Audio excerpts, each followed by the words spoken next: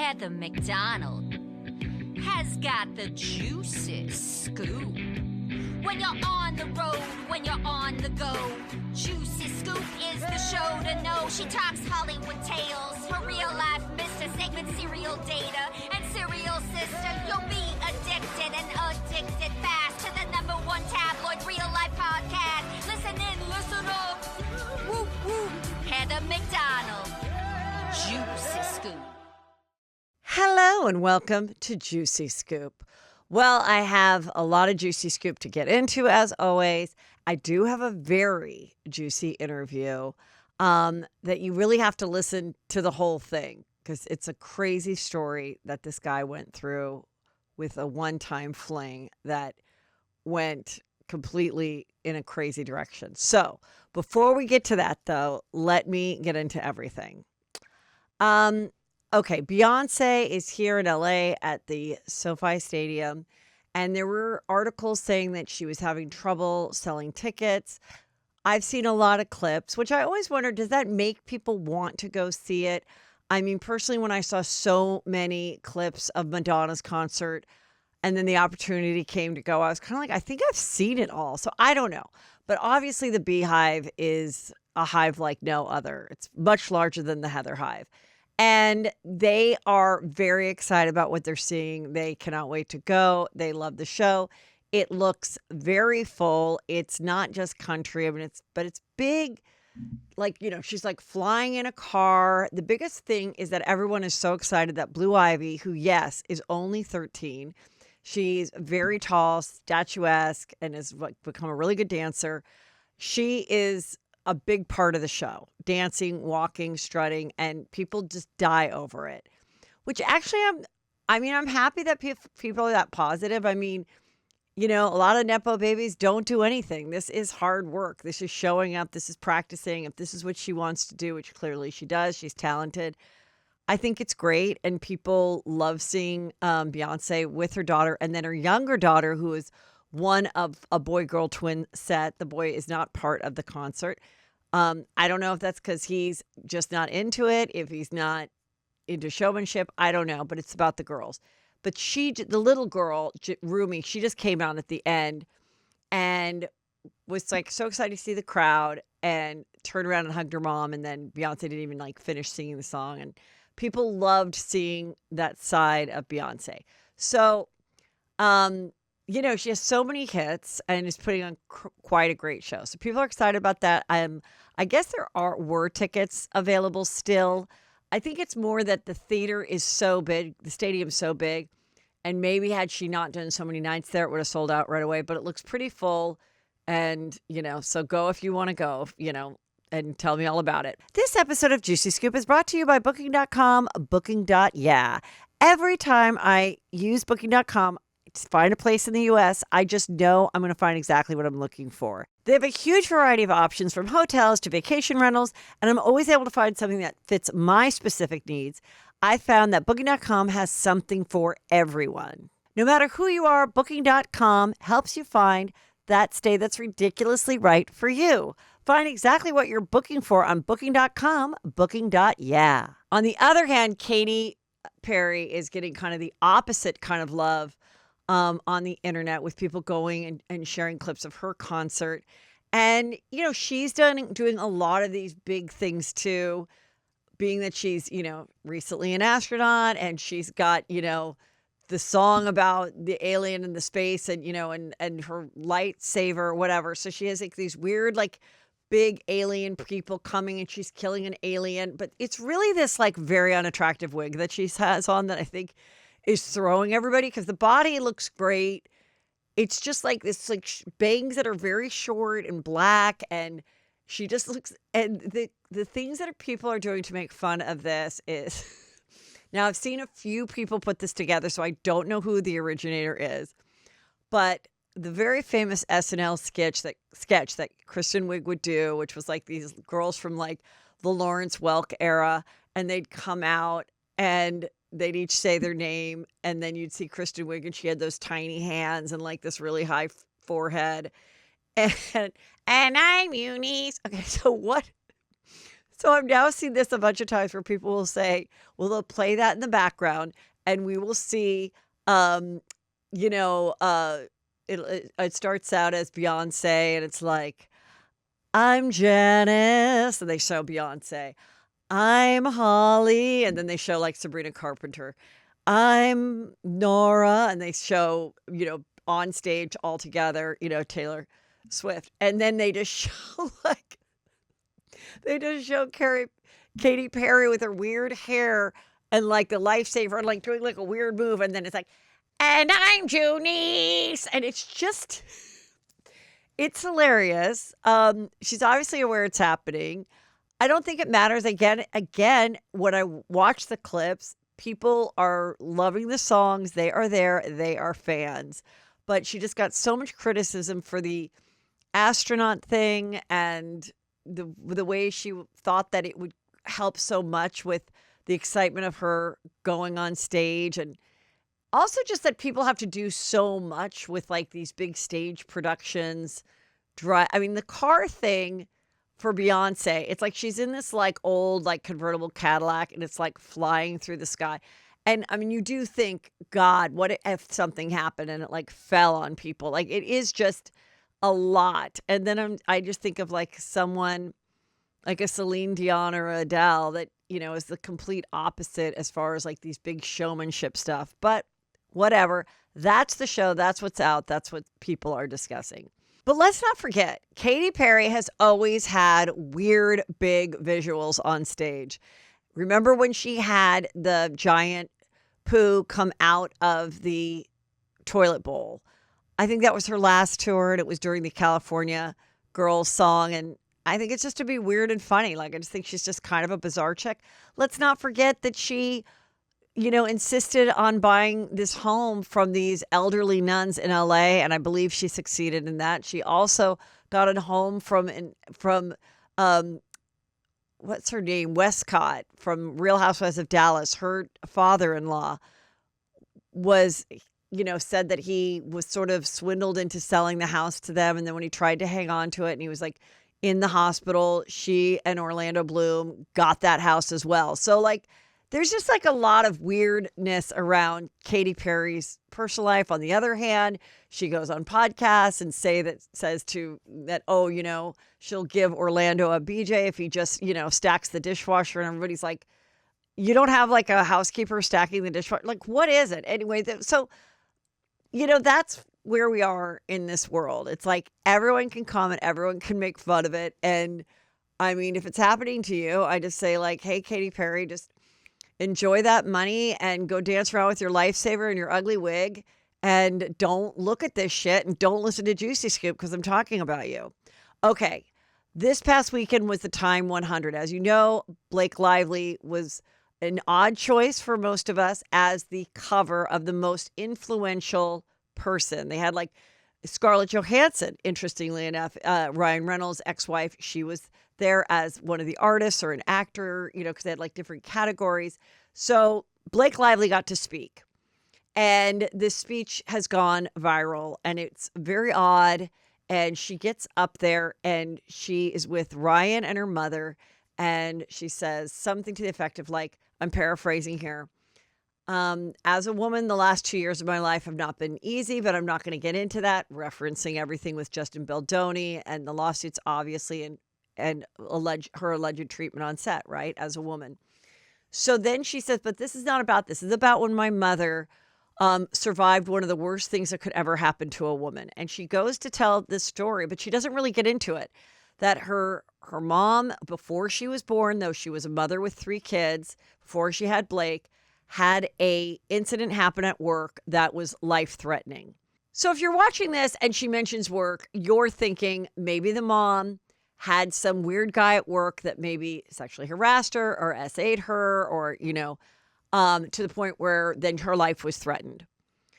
What other people are reporting on, so I don't know if it's true, because once I saw one person say it, I went way deep dive, that in fact the person that threatened her life was another coworker who was a woman.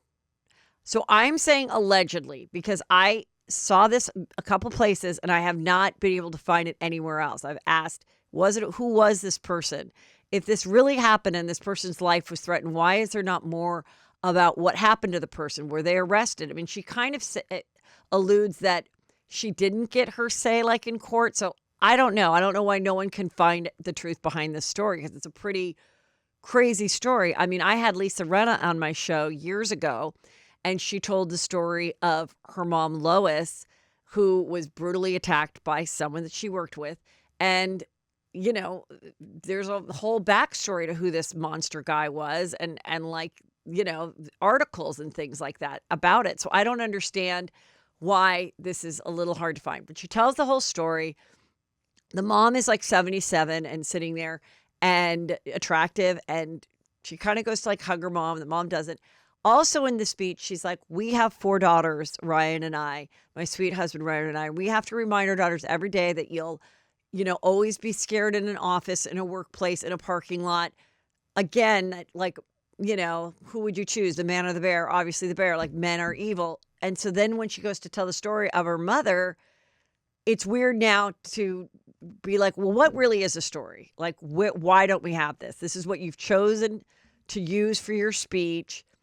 Again, a very weird thing, but not weird when we think of what she's done through these last 6 months with this case and what she's talked about and how, you know, again, kind of making it about her. And then the other question was, if you had this story that was so close to your heart about your mother and you were doing a movie about a domestic violence, you know, a DV victim, why wasn't that story ever shared in interviews? Like, oh, this story, this book really was compelling to me because my mom found herself in a very scary situation. I don't know. Maybe because it wasn't domestic. Someone would say, well, it wasn't DV. It's all odd. We all get it. It's weird. They, you know, have gone out now and had a fun date to go see Wolverine's latest play on Broadway. And it's just, you know, that's what's happening. That's the latest on that. But it was bizarre. Okay. Some Meghan Markle news, because these clips are everywhere. She recently did an interview with this woman who I've seen a lot of her clips. She has a big podcast. Her name's Jamie. She's the CEO of It Cosmetics. And she puts out a lot of clips. So like if she has a big star, I sometimes see a lot of it. And she's just she lives in Montecito. Obviously, she's very wealthy. And every time someone's talking to her, I mean, these are the clips she chooses. You know, everyone has their own thing that they choose. The host is always like, oh, God, yeah. Oh, it's beautiful. So this was just the perfect podcast to feature she and Meghan Markle, who are neighbors. They did like a podcast swap. And it's interesting because Meghan shows up, not a speckle of makeup. Not that she needs it, but just sort of interesting. Like, you're doing a big podcast. Again, you know, we all know now that you need to be more authentic. You need to like show your flaws. That's how people are popping as influencers. Authenticity is number one. So having no makeup, interesting. And, you know, she's saying some things that a lot of people are finding like very annoying and very cringy. And Meghan Markle, you know, says, oh, well, my kids wake up at 7, so I get up at 6:30 and I just have a little bit of time to just throw on whatever. And I go down, I get the 2 kids and I take them down and I make them breakfast. And I love to make their lunches, which I told you how to do, little notes in their lunch boxes. And I really, really enjoy that. And then it's off to carpool. And oftentimes I'm not back, you know, until maybe 9 o'clock. And then it's just, it's mom mode. It's meetings, it's phone calls and conference calls. And of course I go right to the comments and everybody's like, yeah, we all make our kids breakfast. But then another one was like, wait, where's Harry? Like, now you're this working mom, you're making your own jam, you're picking your own berries, you're making your own flowers, dried flowers that you're supposed to sprinkle on food. The packaging for the jam, which I saw someone get, and they did say it was delicious. It's so much packaging. Like, it's almost like they're treating this jam like it's like a a $400 bottle of perfume. Like it's in one thing and then it's got like a cover and it's in a case and then it's in a box and then it's in with the little like crunchy peanuts. And then it's a lot of packaging for one little thing of like raspberry jam. But anyway, people like it. So then she goes on, and H, he just loves me so much. I think the thing that bothers people the most that they call each other H&M and not because it's a clothing store, but their names are only 2 syllables. Like if Harry's name was like Humalanga Gobblabadis, and she's like, I'm just going to call you H, would be like, thank you. We don't need to have you say, the way Humalaba Gobblak Chopalapatopolis, expialidocious, makes me coffee every day. I just call him H. It's Harry. It's Meghan. It's weird. It's just strange. And I think it's all those little things. But I think this is, who she is. She is the breadwinner now. We don't know what Harry's doing. She's got the podcast. She's got the Netflix show. And I've always said she's just not really funny and she's not really interesting. But the things that she tries to get across, and that man, H, he just loves me so much. And it's like at the end of Mario Brothers, that at the very end of it, and the host is just like, yeah, as if she knows what the end of, I don't know what the end of Mario Brothers is. And then she says, and at the end, Mario slays the dragon and rescues the princess. And that is H every day. He protects our family. And I'm like, well, he's not helping you with breakfast or taking the kids to school while you have the meetings and the podcast to do. And also I'm like, you have meetings to do your podcast? Like it's just me like up at 2 a.m. like reading things. Anyway, poor me. Obviously my life is great and so is hers. Okay, so that there we are with that. I know right now people are thinking, how do I save money? How do I eat healthy? I want to cook more at home, but it's kind of a pain. Well, let me tell you why I love Hungry Root. They make it so incredibly easy. Hungry Root is like having a personal nutritionalist. They take care of the stressful meal planning each week, recommending delicious recipes tailored to your tastes, and they make it so simple. So planning the meals and cooking can be really, really stress-free. And I really love Hungry Root. I was able to make a delicious seared sirloin steak with mushrooms and potatoes. I mean, I really felt like the wifey I was meant to be these last 25 years. I love Hungry Root. Take advantage of this exclusive offer for a limited time. Get 40% off your first box, plus get a free item in every box for life. Go to hungryroot.com/juicyscoop and use the code JuicyScoop. That's hungryroot.com/juicyscoop, code JuicyScoop, to get 40% off your first box and free item of your choice for life. hungryroot.com/juicyscoop, code JuicyScoop. This episode of Juicy Scoop is brought to you by Booking.com, Booking.yeah. Every time I use Booking.com to find a place in the U.S., I just know I'm going to find exactly what I'm looking for. They make it so easy. And it's really important because our families are constantly changing. And it's summertime and you want to do vacations. Maybe you've got 4 weddings to go to. Who knows? And you've got to figure out what is best. Are you bringing the kids along? How old your kids are? Are there things for them to do in the day? Is there easy ways to go and walk around and eat? Do you want it all included in that particular hotel? Booking.com has everything. They have a huge variety of options from hotels to vacation rentals, and I'm always able to find something that fits my specific needs. I found that Booking.com has something for everyone. No matter who you are, Booking.com helps you find that stay that's ridiculously right for you. Find exactly what you're booking for on Booking.com, Booking.yeah. There's also an article that says that Prince William is to strip Meghan Markle of her royal title after becoming king. This is a Page 6 report. I don't know.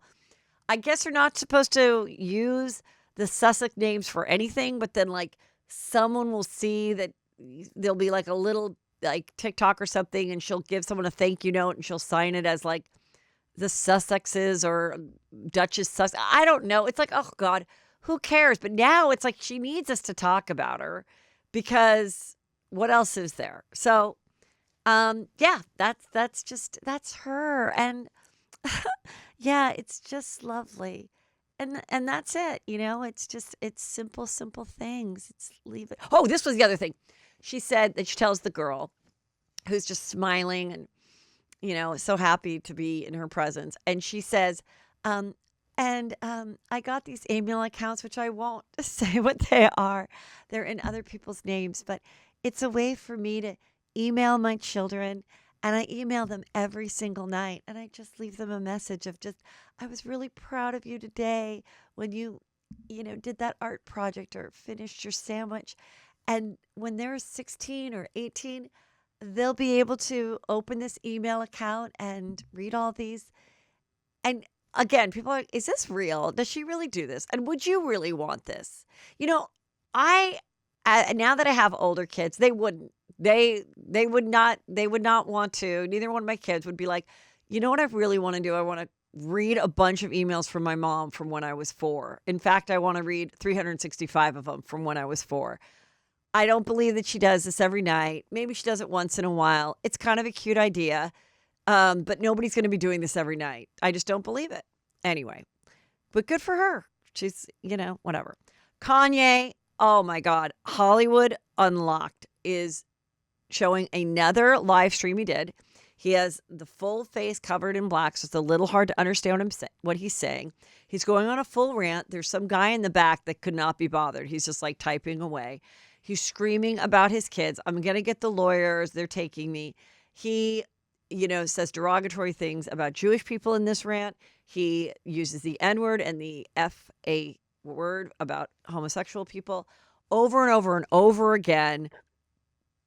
And that, they're not going to take his kids away. And oh my God. Meanwhile, Kim's got to deal with this and go to France to face the elderly robbers that, threw her in a bathtub when she was naked and tied her up to live there, to be hopefully found alive. Like the whole awful thing.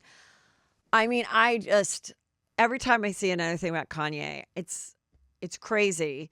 And I don't know how someone like Wendy Williams or Britney Spears or anybody else for that matter gets in some conservatorship. And this guy is just, I guess he can do what he wants, but I would think she should be doing everything at this point. I don't care if there's bodyguards or nannies with your kids. Why would you want your kids around that kind of hateful venom about anybody at any time? Like, that should be enough that until he is committed and is on some meds or something, that would be enough that you wouldn't have to have your kids around them. So I don't know. Maybe the kids are on the internet. Like, are they scared of their dad? Are they dying to see him? It's crazy. Okay, let's talk about The Valley. It really is such a good show, you guys. It is hard to watch because it's a lot of divorce and a lot of like custody issues and whatnot.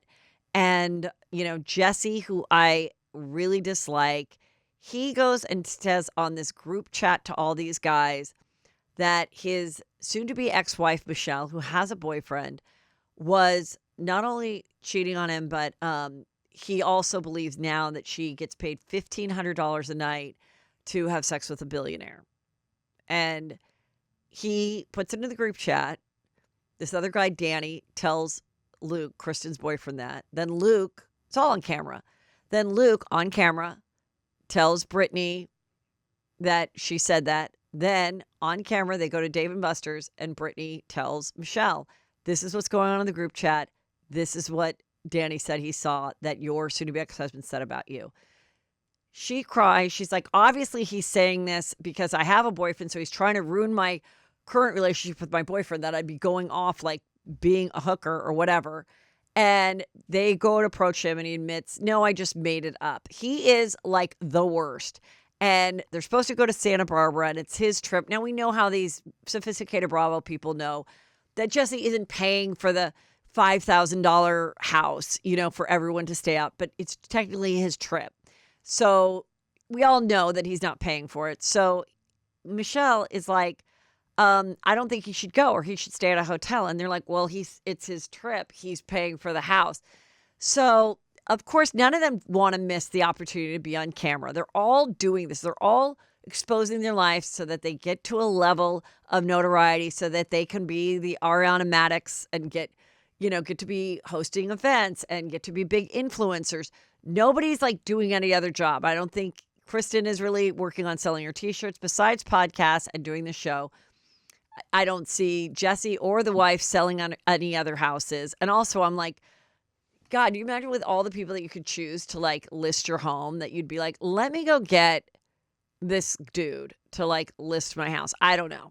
I'm just saying that's not who I would choose. So it's really fun kind of to watch these people that are new. We don't know their whole life stories, but they're all so intertwined. And of course, Brittany is free of Jax now in this episode. He has now gone to rehab. We know that the reason he leaves this stint of rehab early from when this was filmed a while ago is because they gave him back his phone 3 days after taking it. They can't keep the phones from you in rehab. And he saw that everybody was filming and doing fun things in Santa Barbara, and he just can't take it. The FOMO, he just cannot take. Also, because it's his show, it's not being on camera. It's so much more than just seeing your friends having a good time without you. I'm missing 30 days of filming. Like, how am I going to be featured? What's going to be said about me? I know I'm a nightmare. Like, I get that part of the paranoia. So Brittany goes on Watch What Happens Live, and with Luke, which was kind of a weird pairing.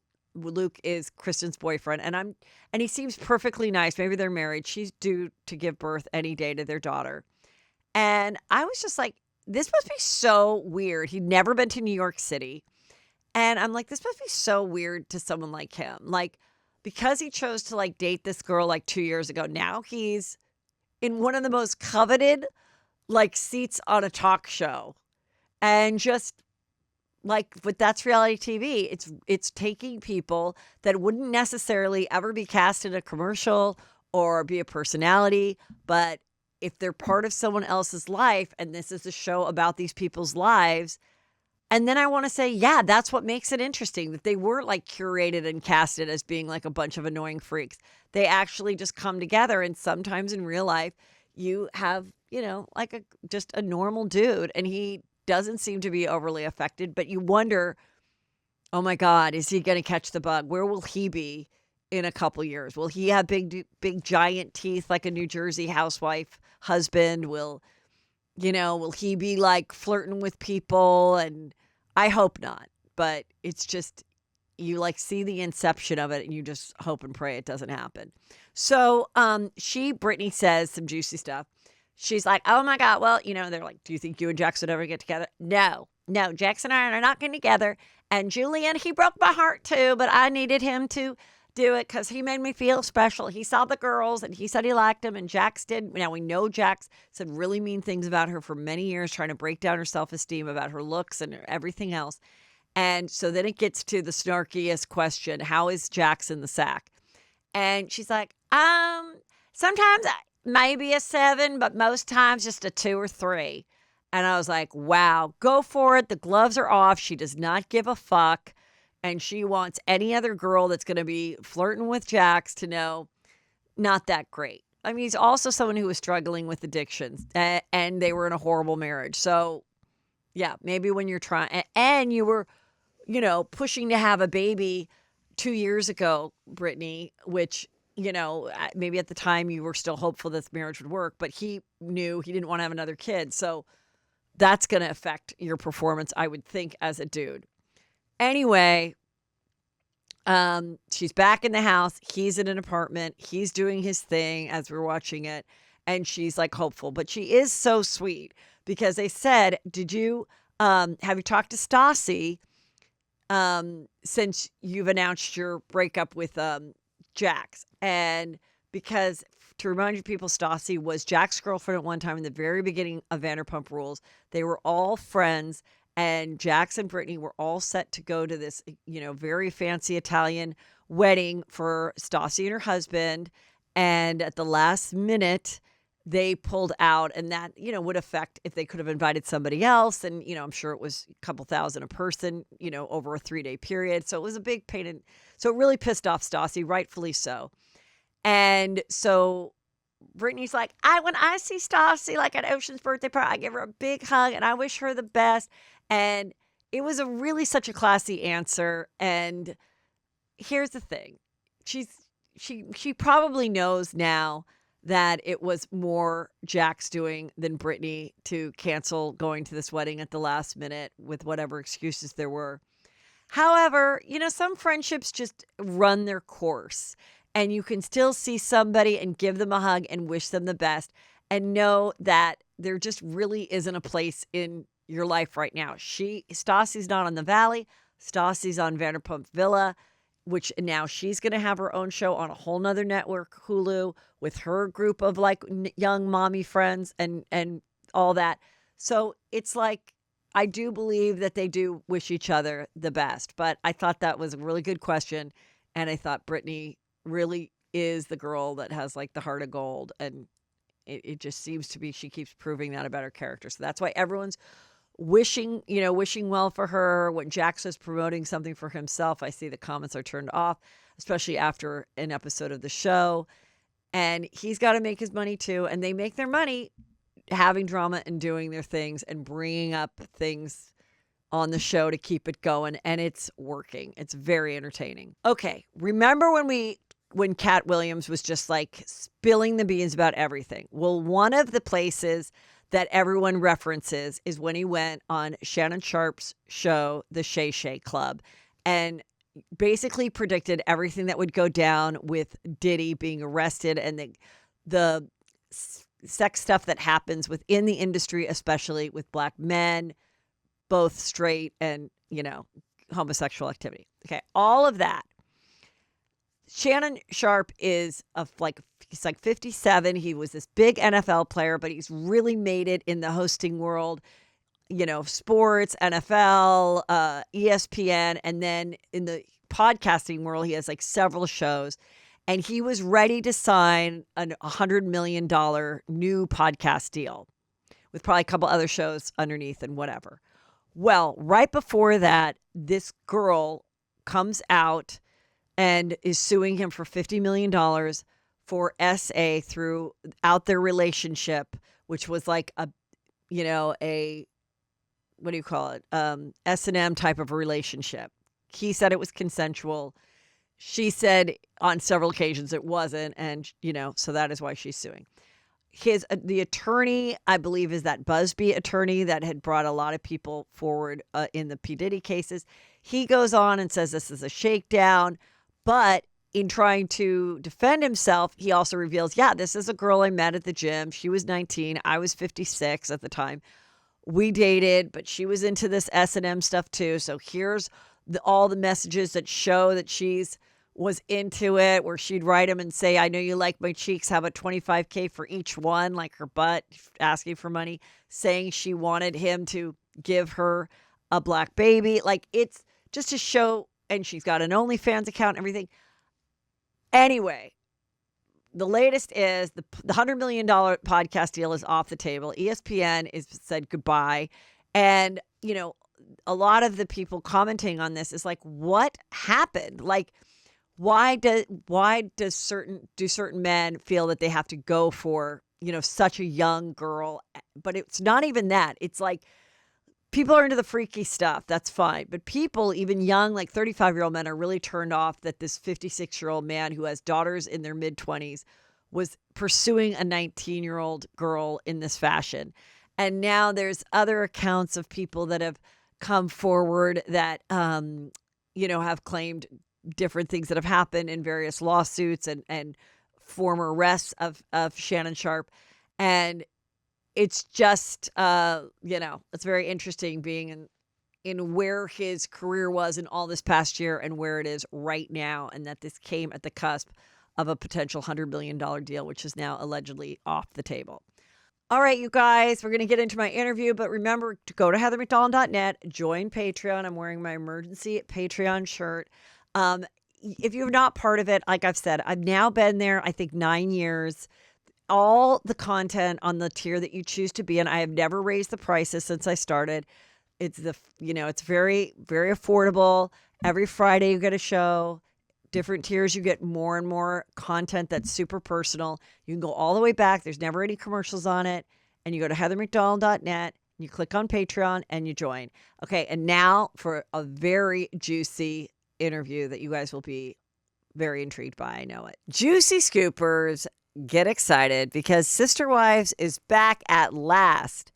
And while the Browns have all gone their separate ways, that doesn't mean that they're done with each other.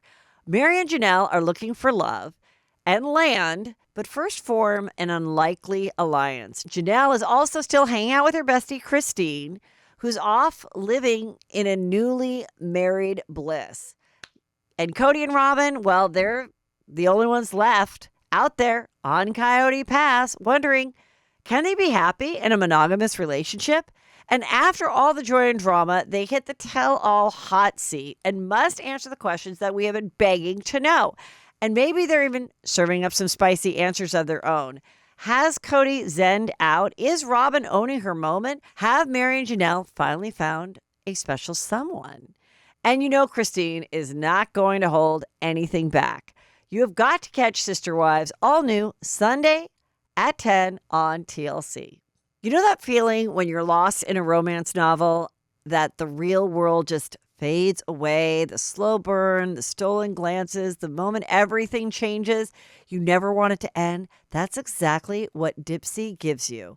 Whether it's a fiery fling, a forbidden love, or a slow, tantalizing build, with Dipsea, there's a spicy audio story to match your every desire. Dipsea is the female-founded app for spicy audiobooks and more. Created by women for the female gaze. The app has over 1,000 spicy audiobooks, all crafted by a team of professional writers and top-tier narrators. My favorite thing about Dipsea is that new chapters are released every week, so you'll always find something to enjoy. Right now, listeners of Juicy Scoop can get an extended 30-day free trial. Just go to dipseastories.com/juicyscoop to start your free trial. That's DIPSEA stories.com/juicyscoop for 30 days of full access for free. Visit dipseastories.com/juicyscoop. Think about it, you guys. Be honest. When was the last time you thought, I should probably see a doctor, but it'll be okay. I don't need to do it. It'll heal itself. It'll be fine. And then you wake up in the middle of the night and you're like, what is that weird little bump? I know. I'm a procrastinator, and that's why I love Zocdoc, because they make it so easy. Zocdoc is a free app and website where you can search and compare high-quality in-network doctors and click to instantly book an appointment.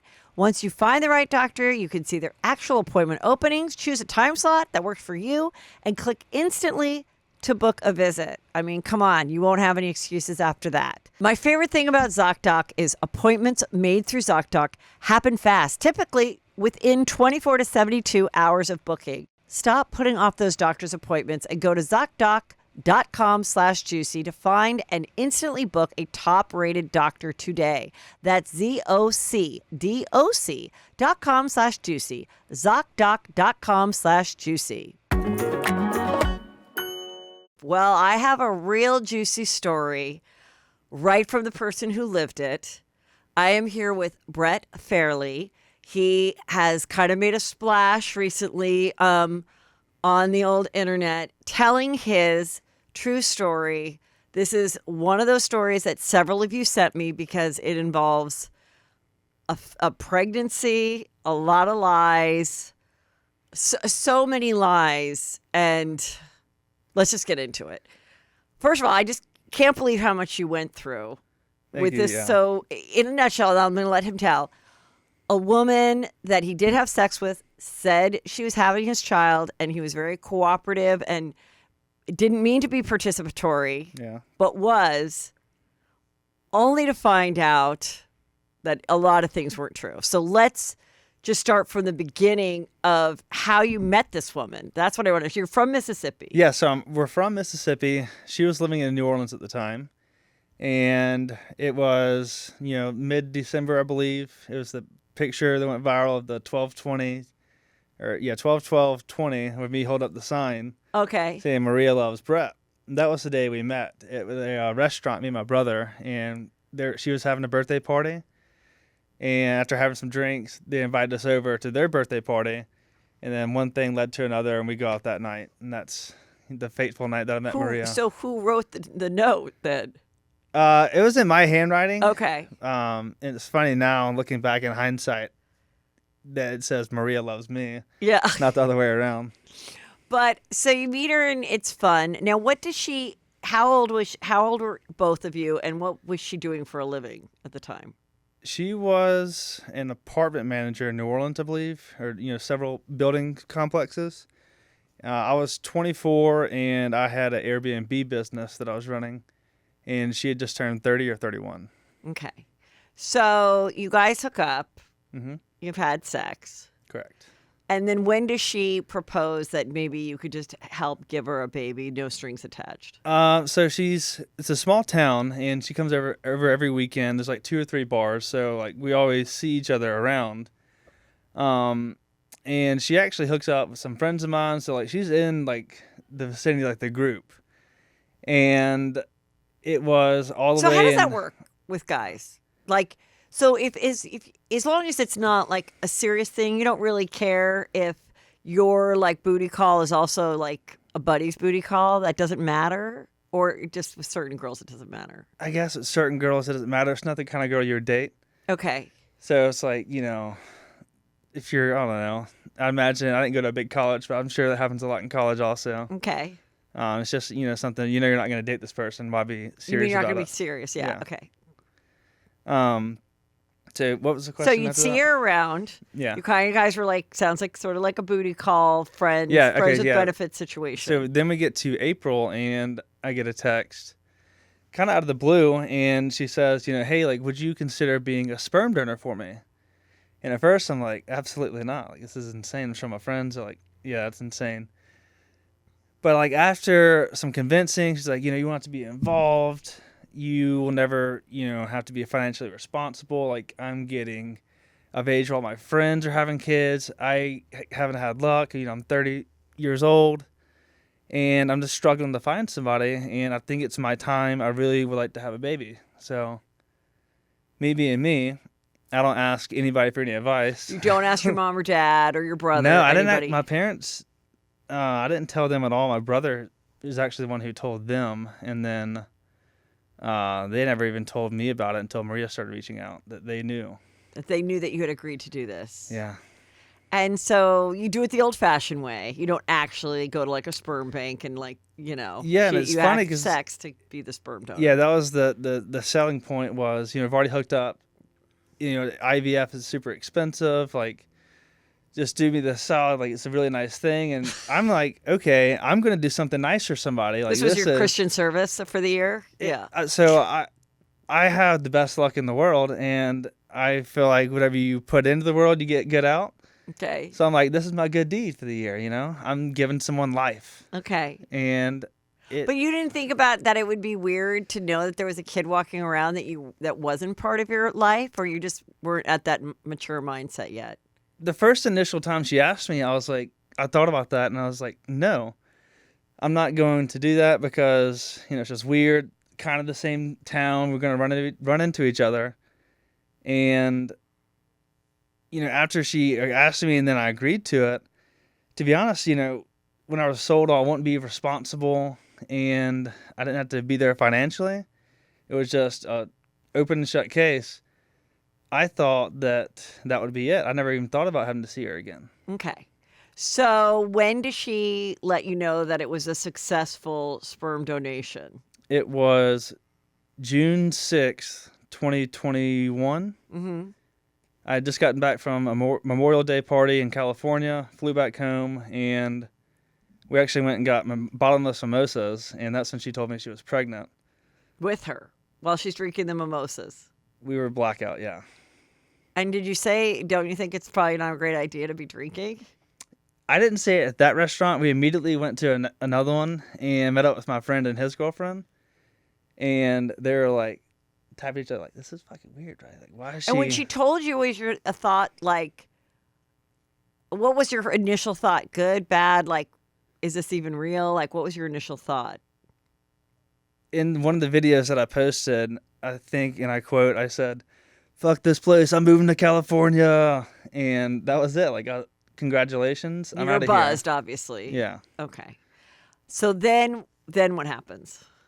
I moved to California, and while I'm out there, I get. And she's still in Mississippi. Yeah, she's still in Mississippi, New Orleans, wherever. She reaches out to my mom, and she starts telling my mom that she has no one in her life. And she actually asked my mom verbatim, if something ever happens to me, Maria, will you take care of the baby because I have no one in my life? So my mom's relaying this to me, and so is my dad. They already have 3 granddaughters. They're like, hey, like, you should really be there for this. She has no one. There's going to be a daughter that grows up without a dad. So then, is that how she found out your mom? Or no, she knew before, but she didn't let you know that a baby was coming through your brother? I'm not sure exactly when my brother told her. I just know that my mom told me that Trent, my brother, is the one who outed me on that, made me look dumb in front of them, but... Okay. Oh, so then you know the baby's coming. So she says you should be involved. So you do go for the birth, right? yes, I go to the birth. I fly home from California, spent like almost $700 on flights, and whenever I get there, it's super strange because I don't know this person. I hooked up, a couple times and got her pregnant, but I'm in this delivery room watching this super intimate thing with someone I don't know their middle name. I don't know where they live. Like, I don't know anything about this person. So I'm watching this stranger give birth to a child that's mine. Mm-hmm.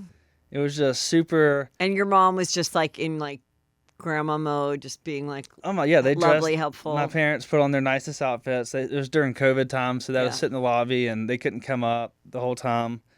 But I mean, my parents are the only ones that showed up. Me and my parents.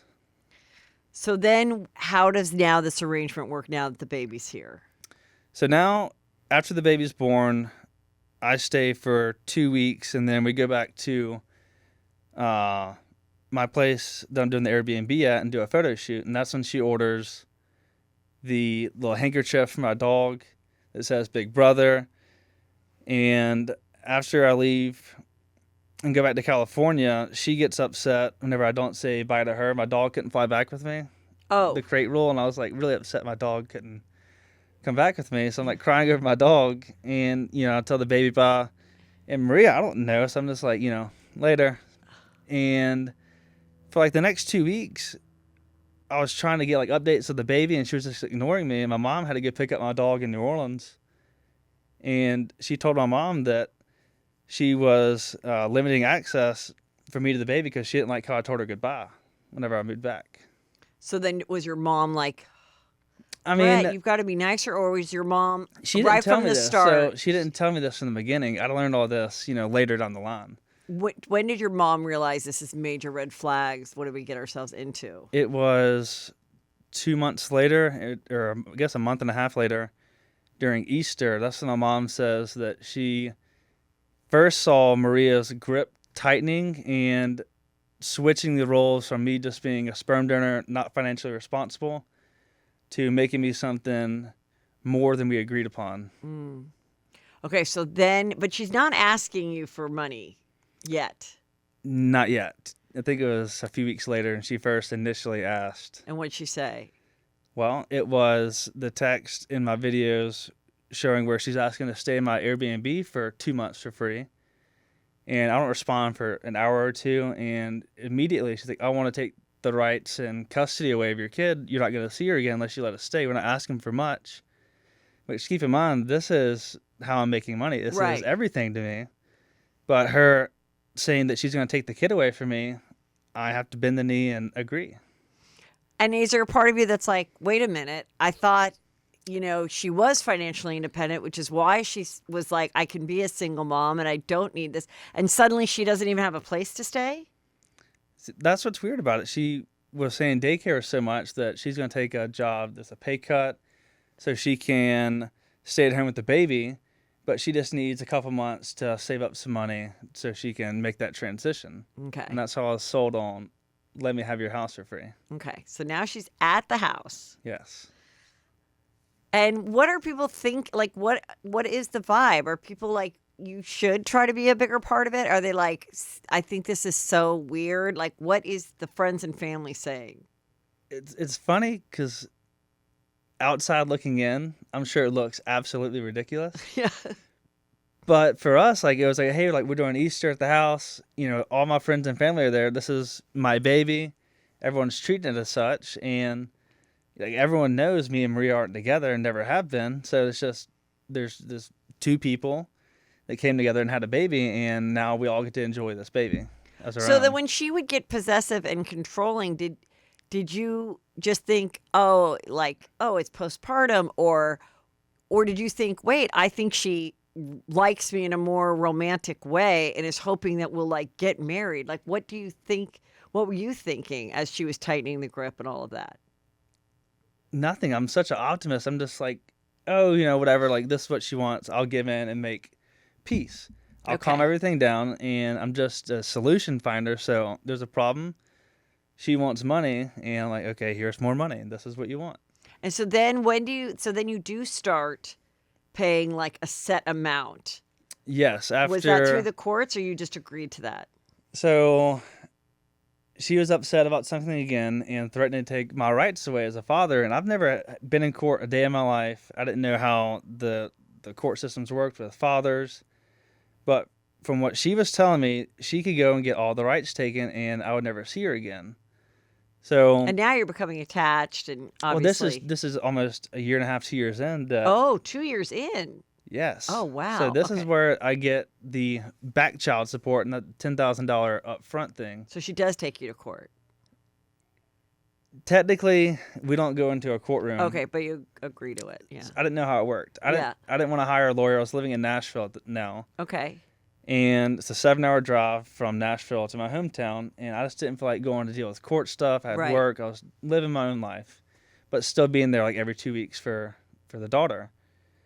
And she hires a lawyer, and he actually reaches out to me, and he's doing what lawyers I now do now, or I know that they do now, and selling me on Maria's deal. He's like, oh, like, you're not going to get a better deal than this. This is the best it's going to get. Like, I know she's a little crazy. Like, he's relating to me, and he's selling me on this deal.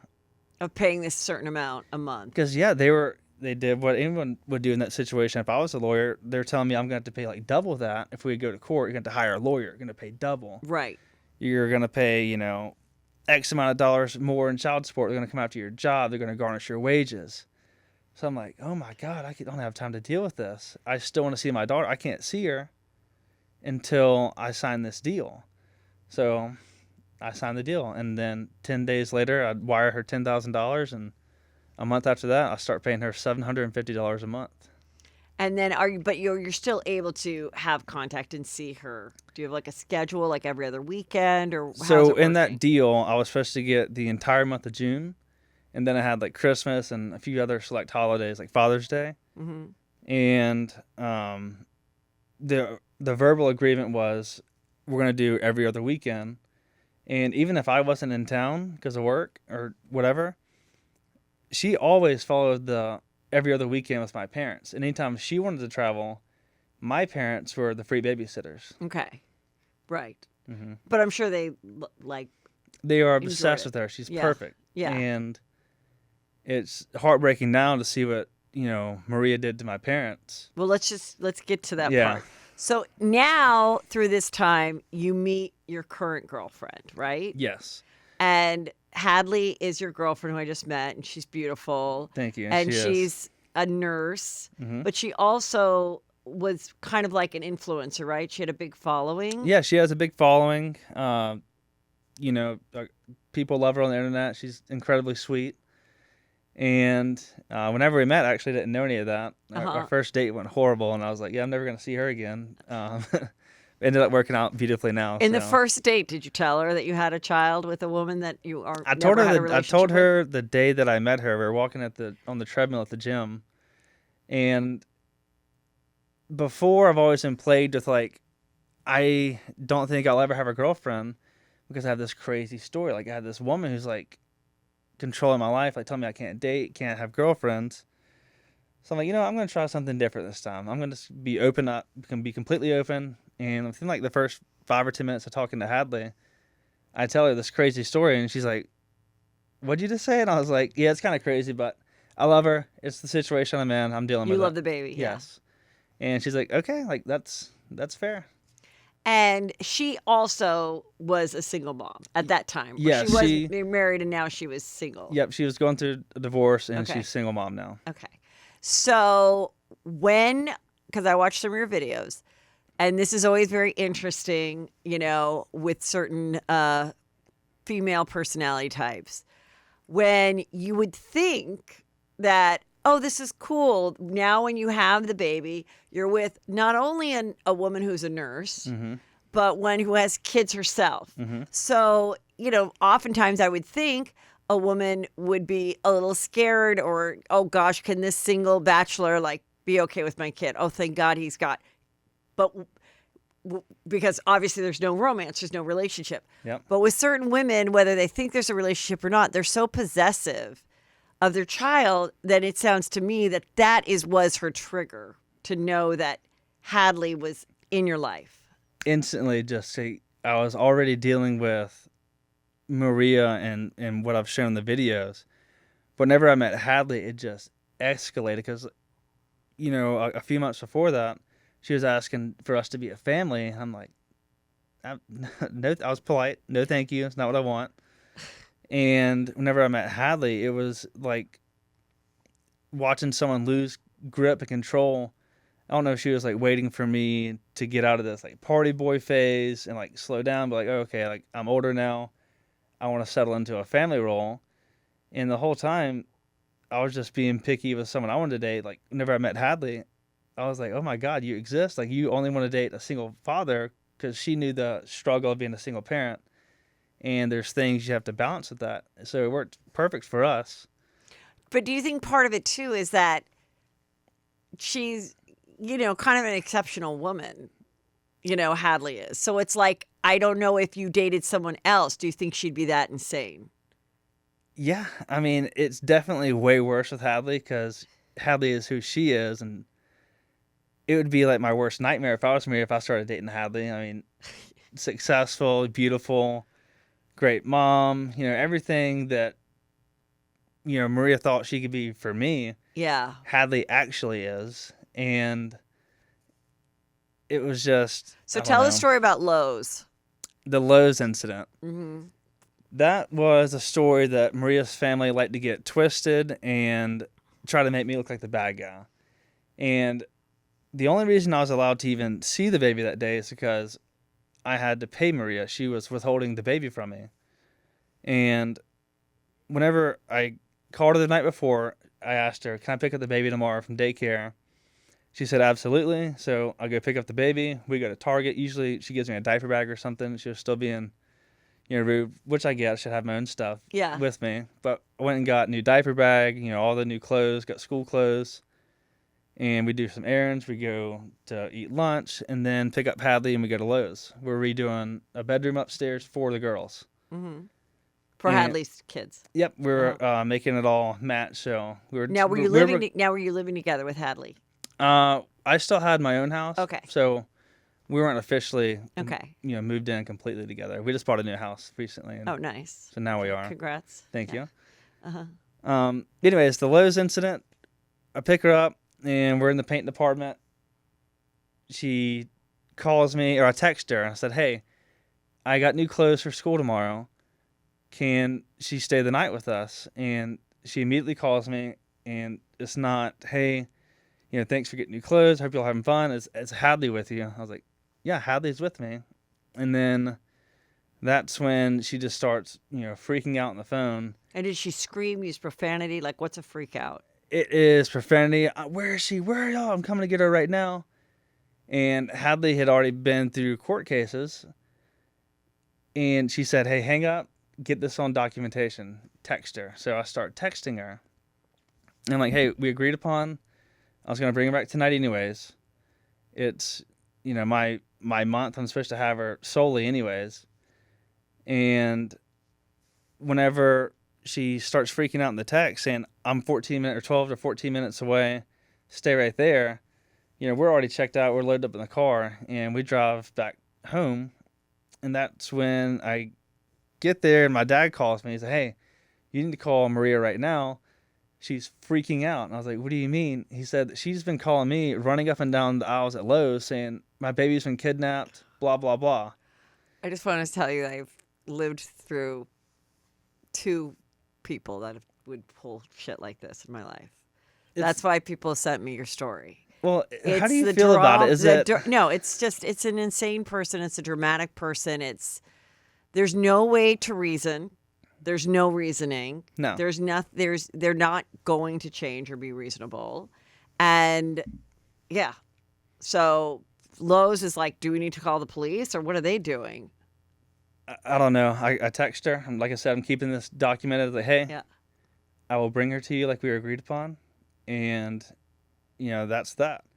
She finally says, bring her to a gas station. And on the way to the gas station, I actually call a coworker of hers. And I was concerned for the baby safety.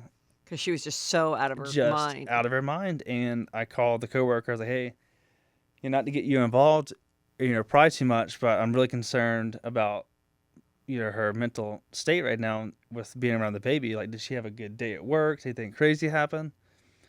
She said no. It's a, incident-free day. She left work a little early, and turns out that was her leaving work early to come to Lowe's. But we exchanged the baby, no confrontation, didn't say a word. That's good. Okay, so it continues on, and then you decide, what made you decide to get the DNA test? So after the Lowe's incident, that was around the time that she's threatening to take me back to court, and she's withholding the baby, and it's like getting crazy at this point. 'Cause we already had this agreement, and Hadley's telling me. So you'd be ready to have your visitation, and then she'd be like, no. Correct. No, because you pissed me off this week, or because you're with Hadley. Just whatever in her mind that wanted to withhold or control me. Asking for extra money, me saying no. But at this time, I actually stopped paying child support because, Hadley's like, she can't do that. You have rights. And I was like, what's a right? Yeah. And we start, going through this thing where she's like, I'm taking all the custody. She said that. Yes, Maria did. So I'm like, all right, well, I'm not paying you if you're not going to let me see her. Yeah. And I'm gearing up to go to court for the first time. And Hadley, mentioned, she's like, that date doesn't really add up. 'Cause we were at dinner one night. It's like, oh, yeah, she was born on her due date. And she's like, that's weird. So Hadley stays up late that night. She's like going through my Facebook post. She's like, I'm pretty sure you're out of town that weekend. And I was like, no, I wasn't. And then, the court thing ensues. And she's like, I think we should just do a paternity test just in case. And at this point, we're still on agreement. And now how old is the little girl? 2. Okay. 2.5. And we order the test from Paternity Lab.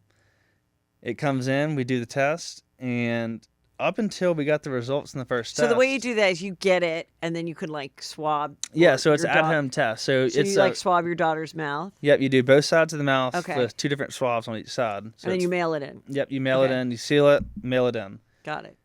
It came in within 2 or 3 days, and up until we were just laying on the couch, just like this, watching TV, laughing.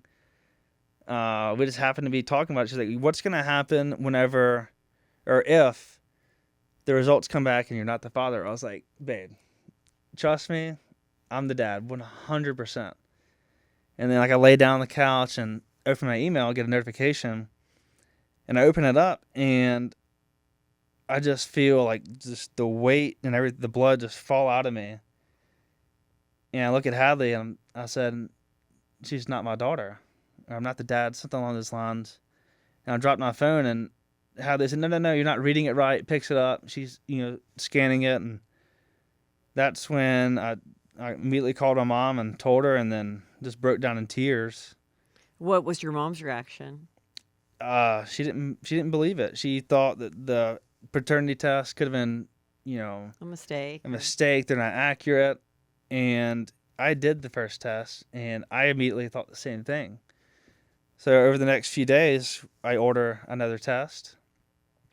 And after doing research on it, those tests are 99% accurate all the time. Yeah. So the second test, my parents still don't believe it. The first test, I know in my heart because I did the test. I know I didn't mess it up. The second one's mainly for my parents, and that's whenever we were able to confirm both tests said 0% match. That is just so awful. It's But now here's the thing. Do you, at this time, did you think she must have made a mistake? Or do you think she always knew from the start that you weren't the dad? well, this comes in, in bombs and waves. So initially, it is, oh my God, like, what do I do now? I'm not even thinking about, did she know at this point? I'm thinking, with my parents and Hadley, like, we can keep this a secret. Right. And No just one has to continue know, like, we on. love her. This is something we can just, go to the grave with.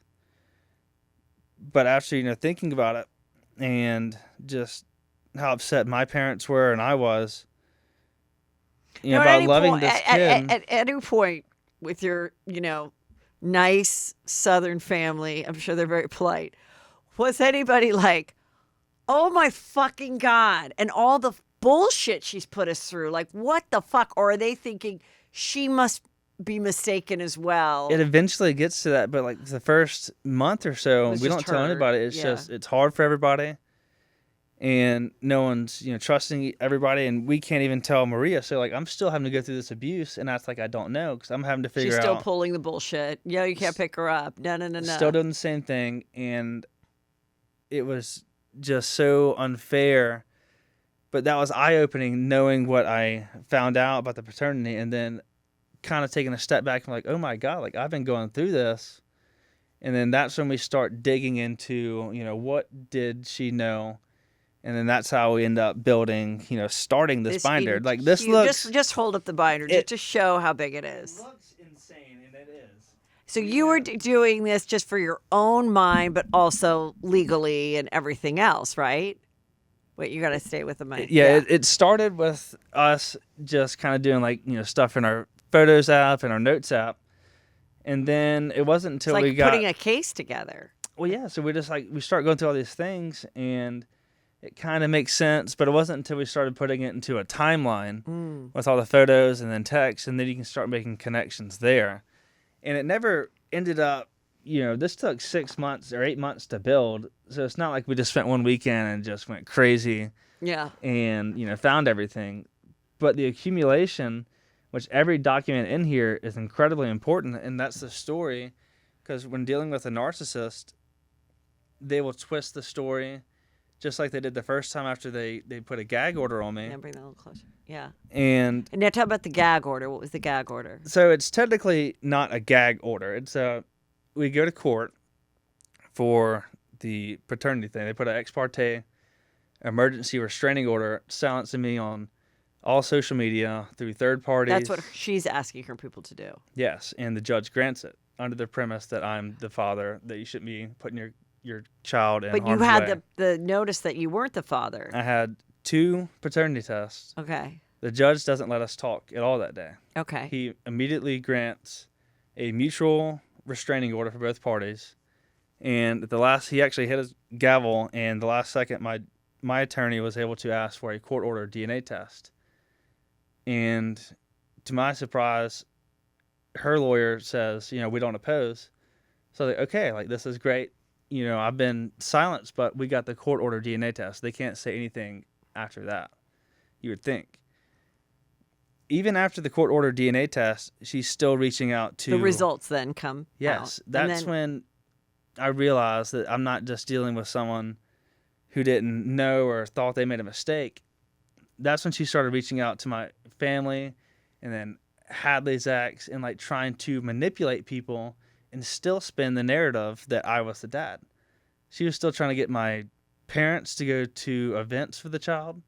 After all 3 tests have came back 0%. And when she would try to get your parents to go to like a little daycare thing or whatever for the child, would she be nice to your mom, but like a mean person to you? Was she like, but please, she's asking for her nana? Like, Manipulation. what was she doing? Like stuff like that? Using the child as a pawn. So, the child misses you so much. You're their favorite person in the world. Like, Ugh, misses you so much. A nightmare. Yeah. But at that time, were they ceasing contact, or were they still like? I'm sure they wanted to go. So it's like such a weird position to be in. So after the second test, and I think there may have been a few texts here and there between the final court order text. But from whenever I initially found out, and I couldn't, take Maria to court or anything, we had to pretend we didn't know. And my parents, they actually still watched her, I think, one more time by themselves after knowing what we knew. And it caused a big strain on me and my parents' relationship. I was like, I need y'all to stop this because I've made my decision. It is unfair for this kid to grow up and not know their biological family. Think about, the real grandparents here and the real dad. They're missing out on all this. I need y'all to either pick me and, go cold turkey, as bad as that sounds, but we're robbing someone else trying to stay involved. Yeah. And so then what happened? How did that get resolved with your parents? It was me having to yell at them. I'm not a yeller ever. Yeah. This might be the first time I've ever even cussed at my mom. Yeah. But I had to just, finally put my foot down and be like, look, this is either going to be me or basically Maria and, dealing with her. And they finally just had to quit and cease contact. And it was terrible for them. It was heartbreaking. Horrible. It was like grieving losing a granddaughter or a child. It's not something, it's emotional, and it's not something that anybody should go through. So then how do you find out who the dad is? Because the dad is someone you kind of was slightly aware of, right? It wasn't until I posted the first video. Oh. So I gave Maria ample time to respond after she got served. Served? The initial paperwork, the fraud, and... So were the initial paperwork saying, I want the $80,000 back that you paid or in child support for 2 years? I or what wanted was to be off the birth certificate. Okay. No more child support. I wanted the last name changed. And basically, I was just going to wash my hands with it. I was going to be like, I didn't want any money. Oh, you weren't asking for money. Okay. It was in there, but that was mainly with my initial lawyer then, just to scare her and be like... But you would have been fine with no money. I knew I was never going to get any money back. Right. She didn't have money. Yeah. So... So then how did she respond to that? You said that's how you found out about the real dad. So then you posted that video. Yeah, so I posted the video, give her time. She never responds to me. And I'm with Hadley. We're headed to Austin. And like, hey, well, how would you respond if you got a letter like this? And she said, I would immediately call my baby daddy and tell him to get his ass down here right now and do a DNA test in front of me. I know those are your kids. Right. Silence. First time I ever heard Maria say nothing. But that's when she posted the video What did she of her put, response. She said that's when she initially started trying to twist the narrative. That's why the details in this book. And that's what was her story. No, it is him. I don't know why he's doing this. Or it was. Don't believe everything you see on the internet. It's not true. She's doing crocodile tears, which is funny because it was on Snapchat. You can see the filter had Beauty Queen while she's trying to cry and get sympathy on Snapchat. But yeah, she initially said that Hadley tampered with the DNA test. Oh, because she's a nurse, like she'd know how to do that or something? Yeah, she even blamed Hadley's kids for being on the DNA. What do you mean? How would they?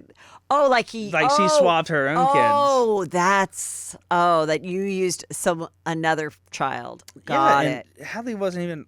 I mean, I did it at the house. That's where we had it shipped, but Hadley's kids weren't there. I did the test myself. No one else. I sealed it and did everything. So this was all before the court-ordered one. Yeah, this was before the court ordered. So she gets served. I post the video, and that's when the messages start rolling in.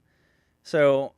it's a small community, and people are like, oh, my God, yeah, we've known the whole time. You didn't know? I'm like, no, I didn't know. Why the fuck am I paying for a baby that I know that's not mine?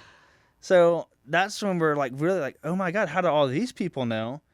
Let's start looking into that. And it was actually one of her ex-best friends that sent me the message back in October that she asked another man to be a sperm donor also. So if you're going into a situation where there's a woman asking, hey, I'm asking you and another guy to be a sperm donor, obviously you get a paternity test because you don't know whose it is. But she never revealed that there was anybody. She never revealed that. So is the guy aware of it now? He's very aware after the video I posted today. I put his name out there. Today. Yes. And But he's also been aware the whole time. I've also recently learned that as soon as I did that, she started reaching out to him, and they've already been doing play dates. So she's claiming she didn't know, when the whole time she immediately went to the other guy, and they're doing play dates. So now, how long has it been since you found out and stopped the contact? It's been 8 or 9 months since I found out, and then 6 months, or 6 or 7 months, it's no contact. And so how much money, I'm sure you took the time to add it up. How much money was it? It was a little over $52,000 Wow. in 2.5 years. And are you are you suing her for that? What's the plan here? We actually just left court last week. I testified for 6 hours, and I brought my book. I tried to explain my book.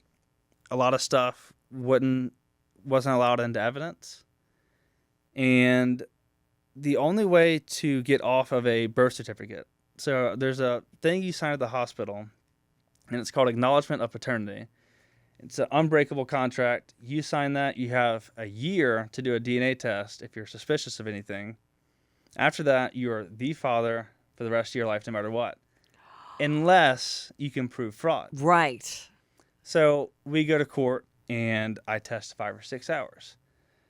I provide all of my evidence. They try lying on, photos and different things. They didn't have any smoking guns, just that me and Maria had sex before. I was like, yeah, obviously, I admitted to that.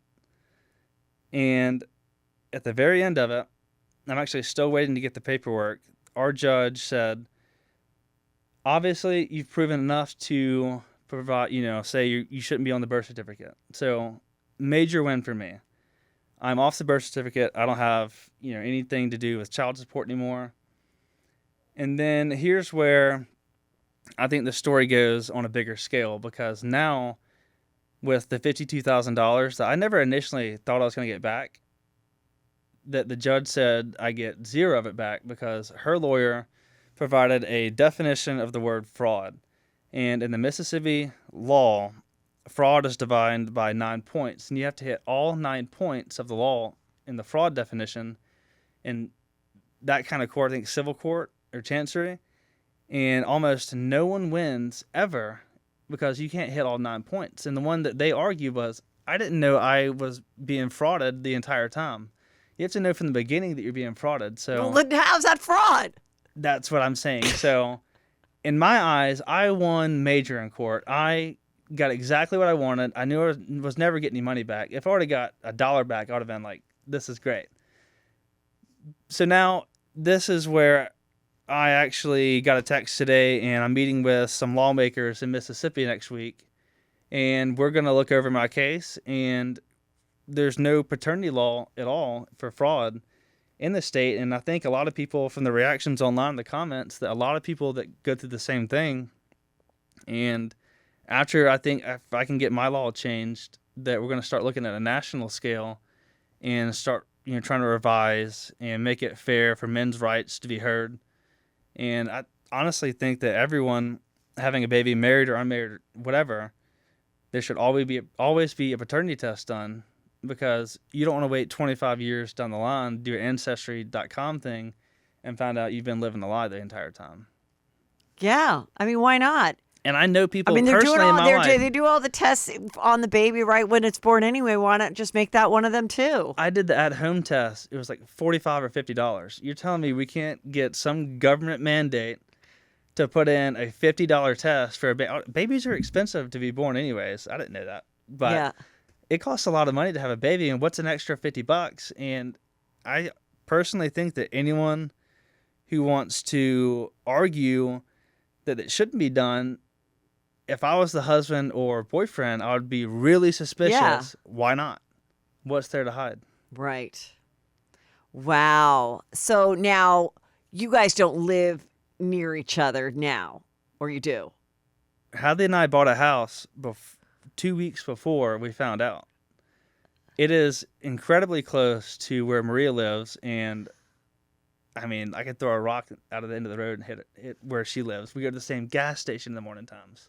Do you see the child? I have not, and Oh, I was that on is the so hard. I was on another show recently, and someone asked if I wanted to, and I don't think it would be a good idea for me or my parents or anyone that was involved to reopen old wounds, I agree. especially at such a young age like that, where she will probably end up forgetting us, and this is her important time to bond with her real family.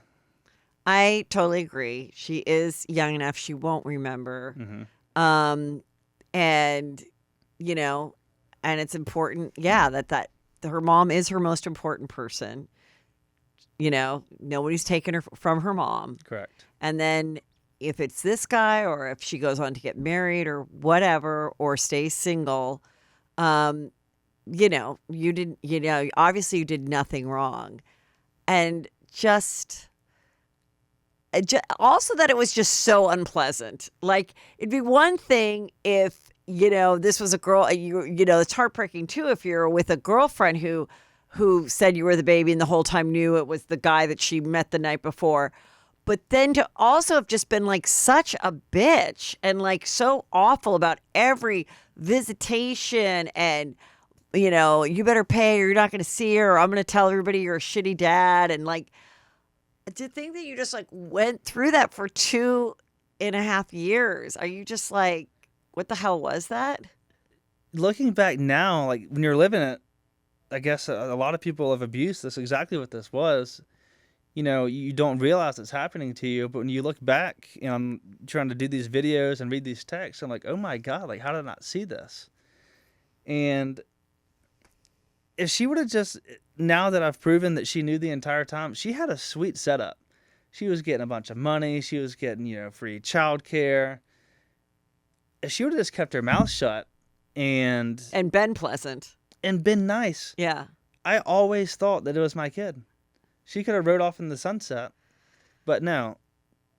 Thank God. But because she's like, crazy and was jealous, you got to be grateful. And also, I don't know that you would have. I think you have to be grateful for all these things, because I don't know that you would have been the same guy to be where you were for Hadley to fall in love with you. I think because you were the dad, because you were going through this hell, because you chose to be so vulnerable. Like if you guys met at the gym and you were Brett prior this nightmare, you might have been all like, da da da da, let me try to date her, and she would have been like, I don't even want to deal with this dude. Yeah, exactly. Have you thought of that? I have, and it's so unfair because so that's the gift. I don't know if I have it with me right now, but I prepared an impact statement I was going to open with in court, and what people don't understand is me and Hadley met on the premise we were both single parents, and I had a 2.5-year-old. She had, a 6 months younger child than that, and we didn't want to restart. We were moving on. We were going to be a blended family. And now I don't get to have my own biological children now because I've only had 2 girlfriends in my life, and one in high school, and then one, 10 years later. And it's not often you fall in love and find someone perfect for you. So Maria robbing all that from me, and then me and Hadley basing our relationship off that, I don't want to restart again. She has kids and I love them now. It's just, it would be so unfair for me to backtrack on Hadley and be like, hey, I want to restart, when she's already made a decision she doesn't want to restart. She's done having children. She's done having children, and I don't want to restart either. Mm-hmm. So I was robbed of ever having my own biological child just because she wanted to take advantage of me. Well, I think,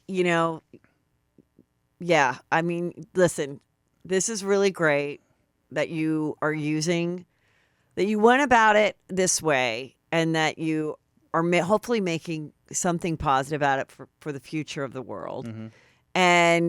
And then, in the process, you really saw how Hadley, your girlfriend, put up with this shit.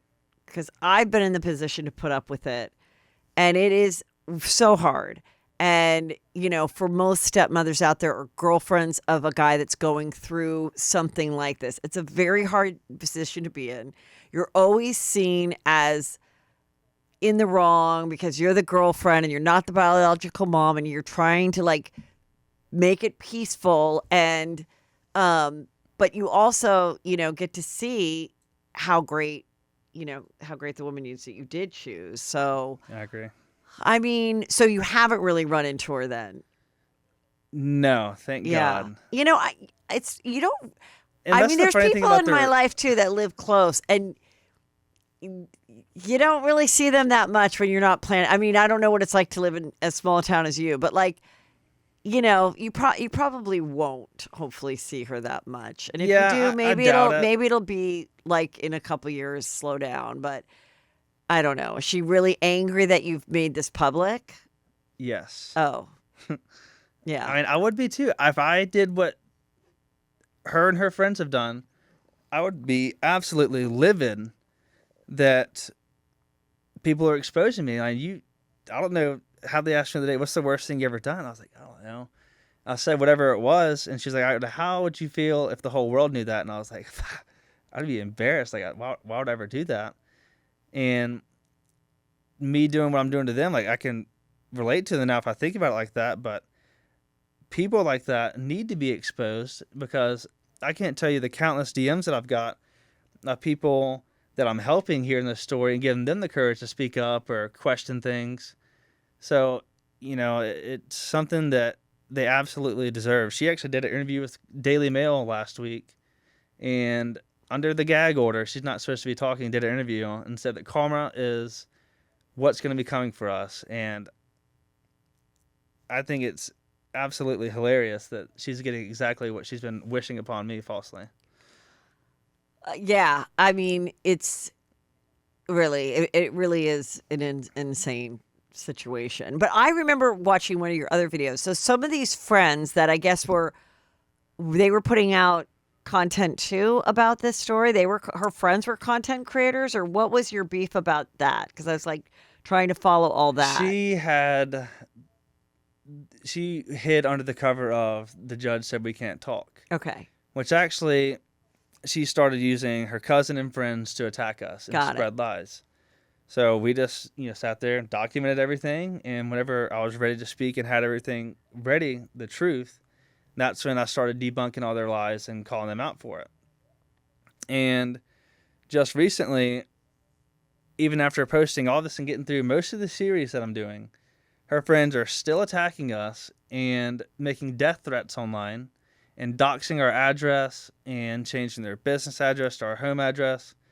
Just being incredibly, they're harassing us and being so unfair that we didn't do anything wrong. They're trying to fight us at gas stations. So now that person you did run into at a gas station, the crazy friend. But actually, yesterday, is that the one that said that she was Miss Vietnam? No, that's her cousin. She that's the one who's on her little TV show, reality star thing. Oh, okay. Saying she's classy. But the people who tried to attack us and do the death threats, they all today were just issued arrest warrants, and they'll be dealing with all that criminally now for harassing us. Oh, wow. Yep. So we dealt with it forever, and then it just kept escalating. And for people who aren't even involved at all, for us, Hadley and I feeling unsafe at our own home, and we went and bought a big new dog. We put up security cameras, and it's just getting worse. We were tired of dealing with it, and we felt scared. So we finally, turned it over to the people who can actually handle stuff like that. Well, where can everybody follow you to see what's going on, or if they need to reach out and get some advice or what to do in their situation? So on Instagram, I'm at Brett Fairley, and then TikTok, I'm at Brett Fairley 0. Well, I really appreciate you coming and telling your story, and it's just thank you for having me. Really horrible. It was, and I love that you were so vulnerable and you admitted it was dumb to think that there could ever be a no strings attached. No man should ever think that is the case. Let this be a lesson to everyone out there. Yeah, it's no. And the same thing goes for, women that, that where a guy, maybe you're with a guy and he's like, you can have a kid, but I'm not going to help you with the child at all or whatever.